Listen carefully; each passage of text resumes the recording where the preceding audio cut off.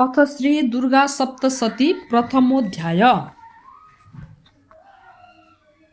मार्कंडेय जी बोले, सूर्य के पुत्र सावर्णी जो 8वें मनु कहे जाते हैं, उनकी उत्पत्ति की कथा विस्तार पूर्वक कहता हूँ, सुनो।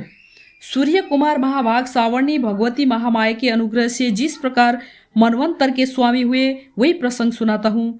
पूर्व काल की बात है। स्वारोचिस मनवंतर में सूरत नाम के एक राजा थे, जो चैत्र वंश में उत्पन्न हुए थे। उनका समस्त भूमंडल पर अधिकार था। वे प्रजा का अपने औरस पुत्रों की भांति धर्मपूर्वक पालन करते थे। तो भी उस समय कोला विध्वंसी नाम के क्षत्रिय उनके शत्रु हो गए। राजा सूरत की दंड नीति बड़ी प्रबल थी। उनका शत्रुओं के साथ संग्राम हुआ। यद्यपि कोला विध्वंसी संख्या में कम थे, तो भी राजा सूरत युद्ध में उनसे परास्त हो गए। तब वे युद्ध भूमि से अपने नगर को लौट आए और केवल अपने देश के राजा होकर रहने लगे। समूची पृथ्वी से अब उनका अधिकार जाता रहा, किंतु वहां भी उन प्रबल शत्रुओं ने उस समय महाभाग राजा सूरत पर आक्रमण कर दिया। राजा का बल क्षीण हो चला था, इसलिए उनके दुष्ट बलवान एवं दुरात्मा मंत्रियों ने वहां उनकी राजधानी में भी राजकीय सेना और खजाने को हथिया लिया। सूरत का प्रभुत्व नष्ट हो चुका था, इसलिए वे शिकार खेलने के बहाने घोड़े पर सवार हो वहां से अकेले ही एक घने जंगल में चले गए। वहां उन्होंने विप्रवर मेधा मुनि का आश्रम देखा, जहां कितने ही हिंसक जीव अपनी स्वाभाविक हिंसा वृत्ति छोड़कर परम शांत भाव से रहते थे। मुनि के बहुत से शिष्य उस वन की शोभा बढ़ा रहे थे। वहां जाने पर मुनि ने उनका सत्कार किया और वे उन मुनि श्रेष्ठ के आश्रम पर इधर उधर विचरते हुए कुछ काल तक रहे। फिर ममता से आकृष्ट चित्त होकर वहां इस प्रकार चिंता करने लगे, पूर्व काल में मेरे पूर्वजों ने जिसका पालन किया था, वही नगर आज मुझसे रहित है। पता नहीं मेरे दुराचारी भृत्यगण उसकी धर्म पूर्वक रक्षा करते हैं या नहीं। जो सदा मद की वर्षा करने वाले और सुरवीर था, वो मेरा प्रधान हाथी अब शत्रुओं के अधीन होकर न जाने किन भोगों को भोगता होगा। जो लोग मेरी कृपा, धन और भोजन पाने से सदा मेरे पीछे पीछे चलते थे, वे निश्चय ही अब दूसरे राजाओं का अनुसरण करते होंगे। उन अपव्ययी लोगों के द्वारा सदा खर्च होते रहने के कारण अत्यंत कष्ट से जमा किया हुआ मेरा वह खजाना खाली हो जाएगा। ये तथा अन्य और भी कई बातें राजा सूरत निरंतर सोचते रहते थे। एक दिन उन्होंने वहाँ विप्रवर मेधा के आश्रम के निकट एक वैश्य को देखा और उससे पूछा, भाई तुम कौन हो? यहाँ तुम्हारे आने का क्या कारण है? तुम क्यों शोकग्रस्त और अनमने से दिखाई देते हो?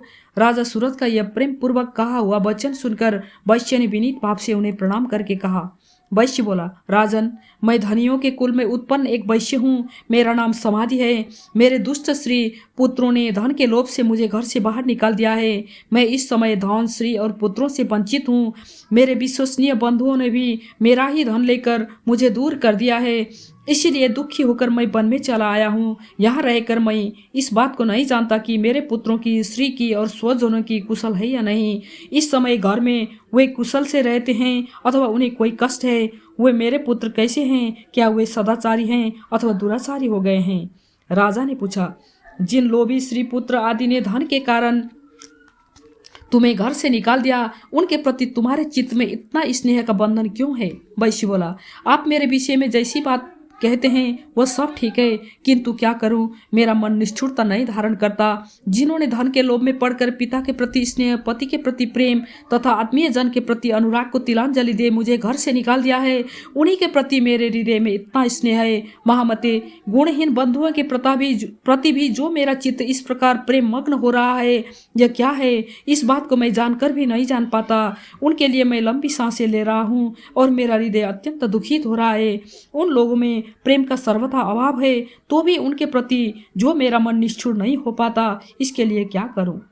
मार्कंडेय जी कहते हैं, ब्राह्मण, तदनंतर राजाओं में श्रेष्ठ सूरत और वह समाधि नामक वैश्य दोनों साथ साथ मेधा मुनि की सेवा में उपस्थित हुए और उनके साथ यथा योग्य न्यायानुकूल विनय पूर्ण बर्ताव करके बैठे।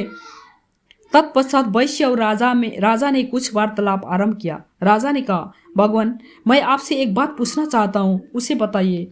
मेरा चित्त अपने अधीन न होने के कारण वो बात मेरे मन को बहुत दुख देती है। जो राज्य मेरे हाथ से चला गया है उसमें और उसके संपूर्ण अंगों में मेरी ममता बनी हुई है। मुनि श्रेष्ठ, यह जानते हुए भी कि वह अब मेरा नहीं है, अज्ञानी की भांति मुझे उसके लिए दुख होता है। यह क्या है?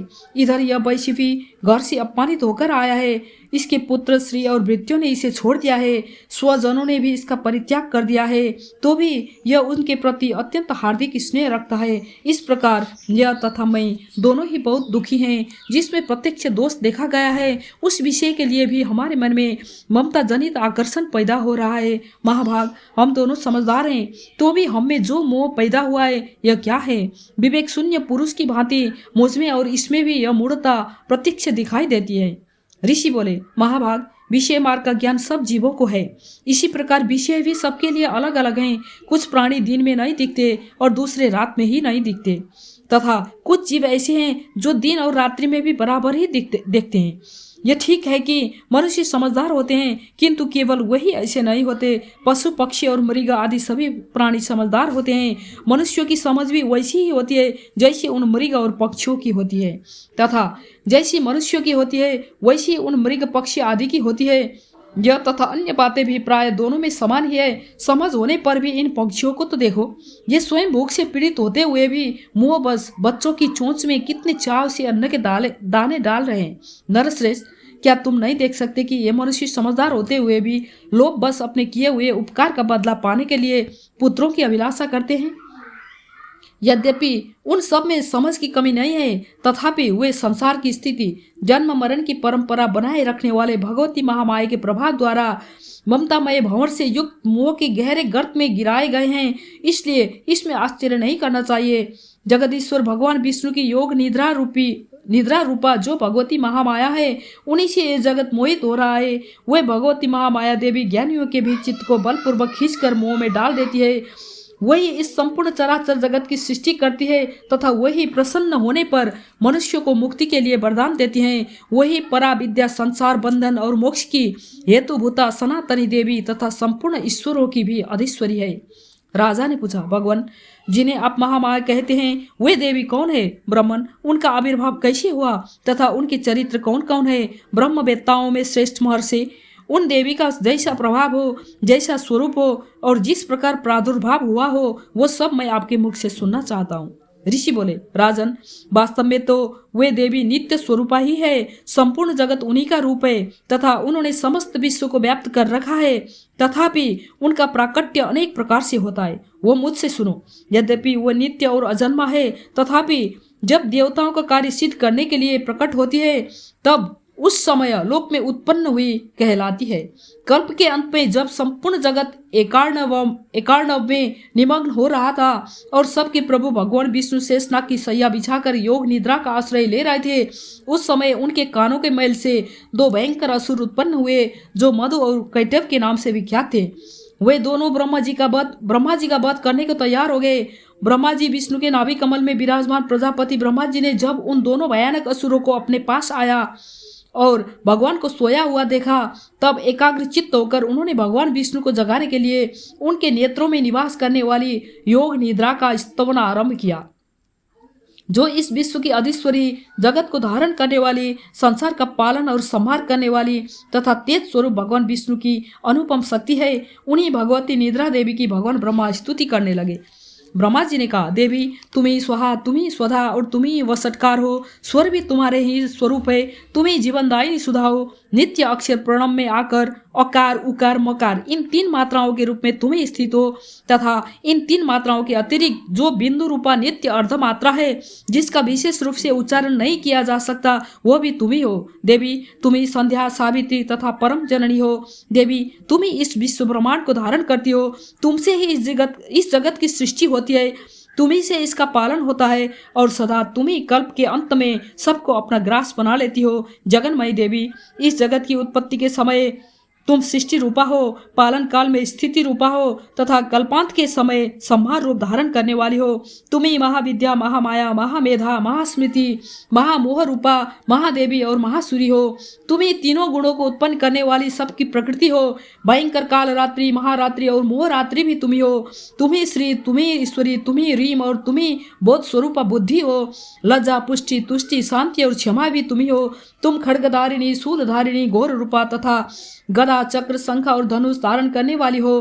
बाण, भुषुंडी और परिग ये भी तुम्हारे अस्त्र है। तुम सौम्य और सौम्यतर हो। इतना ही नहीं, जितने भी सौम्य एवं सुंदर पदार्थ हैं उन सब की अपेक्षा तुम अत्यधिक सुंदरी हो। पर और अपर सबसे परे रहने वाली परमेश्वरी तुम्ही हो। सर्वस्व रूपे देवी, कहीं भी सत असत रूप जो कुछ वस्तुएं हैं और उन सब की जो शक्ति है वह तुम्ही हो। ऐसी अवस्था में तुम्हारी स्तुति क्या हो सकती है? जो इस जगत की सृष्टि, पालन और संहार करते हैं, उन भगवान को भी जब तुमने निंद्रा के अधीन कर दिया है तब तुम्हारी स्तुति करने में यह कौन समर्थ हो सकता है? मुझको, भगवान शंकर को तथा भगवान विष्णु को भी तुम्ही ने शरीर धारण कराया है, अतः तुम्हारी स्तुति करने की शक्ति किसमें है? देवी, तुम तो अपने इन उदार प्रभावों से ही प्रशंसित हो। ये जो दोनों दुर्धर्ष असुर मधु और कैटभ है, इनको मुंह में डाल दो और जगदीश्वर भगवान विष्णु को शीघ्र ही जगा दो। साथ ही इनके भीतर इन दोनों महान असुरों को मार डालने की बुद्धि उत्पन्न कर दो। ऋषि कहते हैं, राजन, जब ब्रह्मा जी ने वहां मधु और कैटभ को मारने के उद्देश्य से भगवान विष्णु को जगाने के लिए तमोगुण की अधिष्ठात्री देवी योग निद्रा की इस प्रकार स्तुति की, तब वे भगवान के नेत्र, मुख, नासिका, बाहु, हृदय और वक्षस्थल से निकलकर अव्यक्त जन्मा ब्रह्मा जी की दृष्टि के समक्ष खड़ी हो गई। योग निद्रा से मुक्त होने पर जगत के स्वामी भगवान जनार्दन उस एकार्णव के जल में शेषनाग की सैया से जाग उठे। फिर उन्होंने उन दोनों असुरों को देखा। वे दुरात्मा मधु और कैटभ अत्यंत बलवान तथा पराक्रमी थे और क्रोध से लाल आंखें किए ब्रह्मा जी को खा जाने के लिए उद्योग कर रहे थे। तब भगवान श्री हरि ने उठकर उन दोनों के साथ 5000 वर्षों तक केवल बाहु युद्ध किया। वे दोनों भी अत्यंत बल के कारण उन्मत्त हो रहे थे।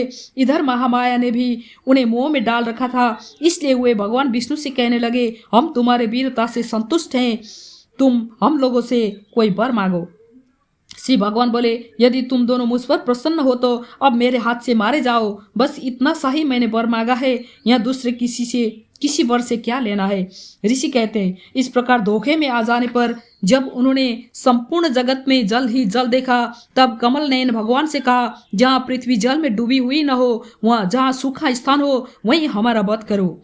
ऋषि कहते हैं, तब तथास्तु कहकर शंख, चक्र और गदा धारण करने वाले भगवान ने उन दोनों के मस्तक अपनी जांघ पर रखकर चक्र से काट डाले। इस प्रकार ये देवी महामाया ब्रह्मा जी की स्तुति करने पर स्वयं प्रकट हुई थी। अब पुनः तुमसे उनके प्रभाव का वर्णन करता हूँ, सुनो। इस प्रकार श्री मार्कंडेय पुराण में सावर्णिक मनवंतरी की कथा के अंतर्गत देवी महात्म्य में मधु कैटभ वध नामक पहला अध्याय पूरा हुआ। जय माता रानी।